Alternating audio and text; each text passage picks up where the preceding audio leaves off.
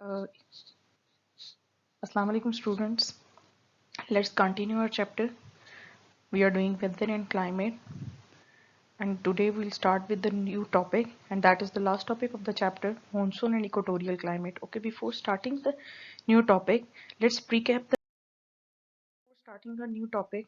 Let's recall the previous lesson which we started in previous week. We studied about the climatic zones, types of climatic zones, reasons for differences in climate. And if we see the types of climatic zones all over the world, we have three climatic zones: hot climate, moderate climate, and cold climate.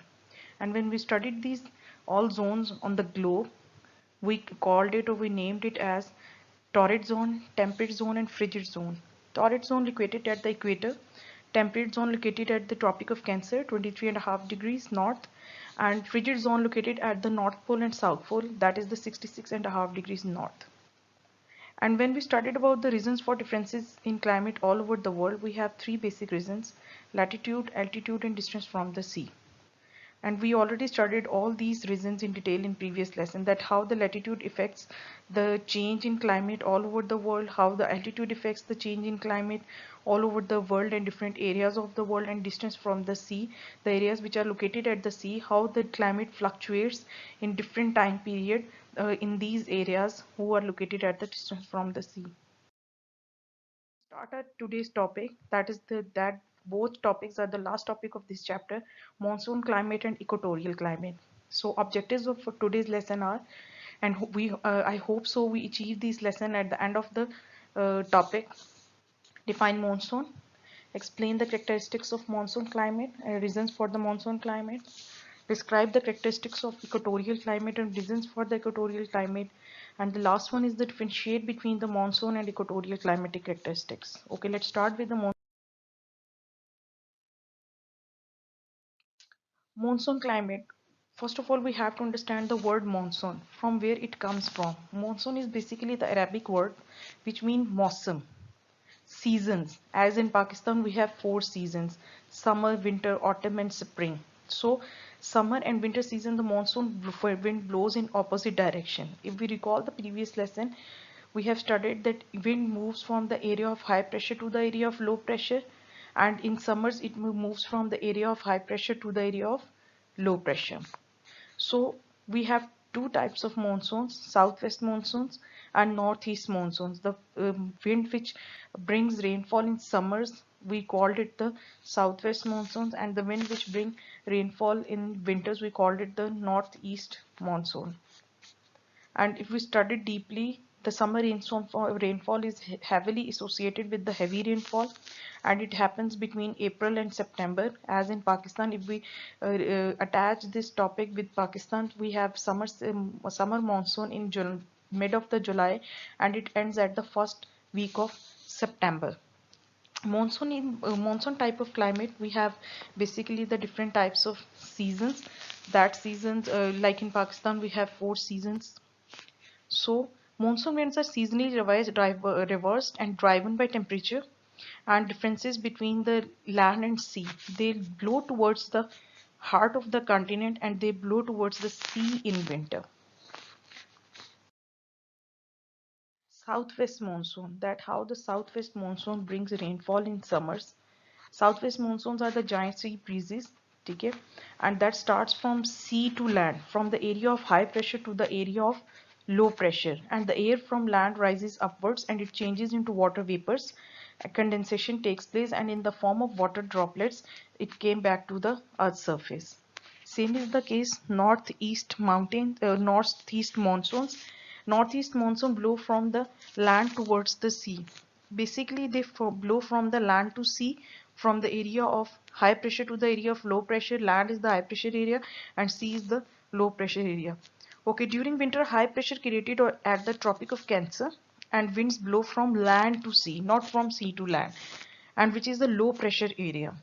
Basically, these winds are dry and bring no change because they originate from the dry land area, so they don't bring a large amount of rainfall.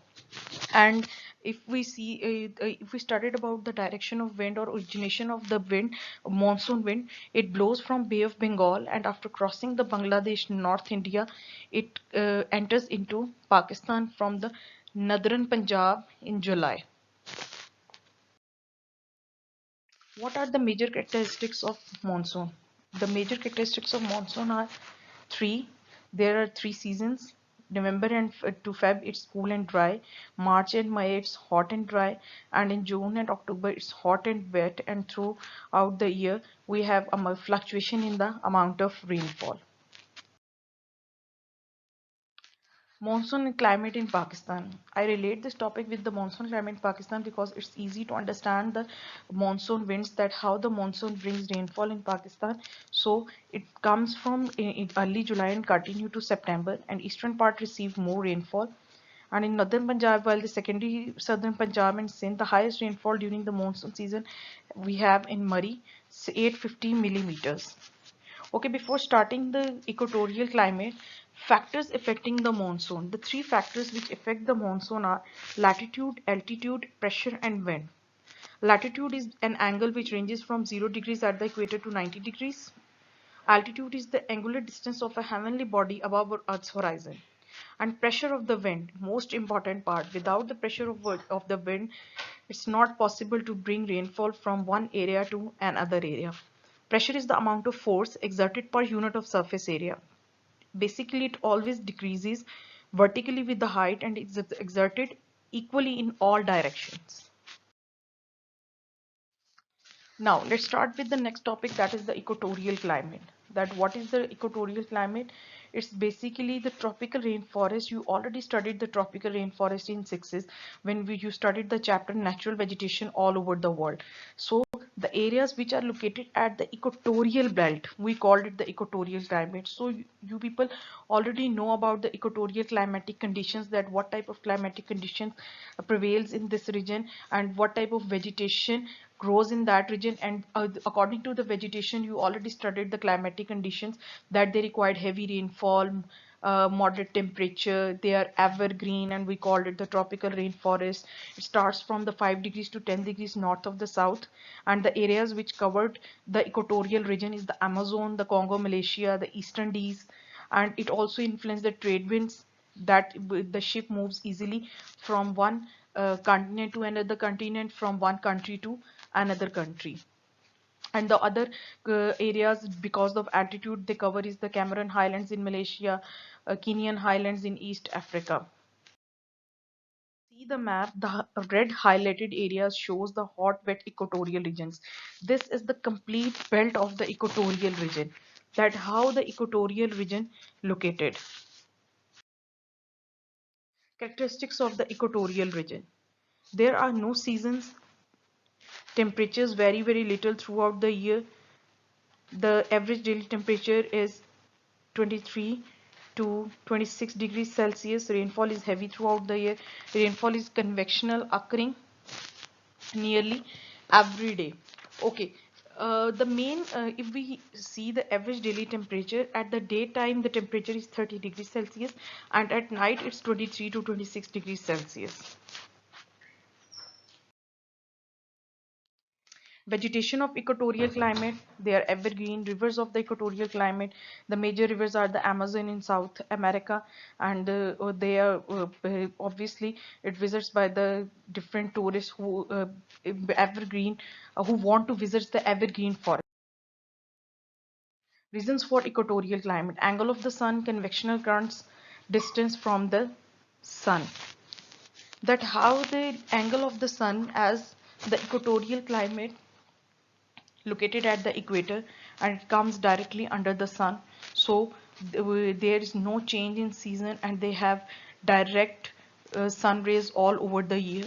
And there is extremely, not extremely high temperature, but it's the moderate temperature, and this is because the it rises, the hot air condenses and forms the clouds absorb some of the sun's energy, preventing all of the it from the reaching the earth. convection currents, that how the convection currents are responsible for the change in reasons for the equatorial climate, that is the cooling due to convection currents which form the clouds continues during the day, causing rainfall yearly and every day. And then the last part is the how the constant high temperature and frequent convectional rainfall, basically the frequent convectional rainfall is responsible for the seasons during the year.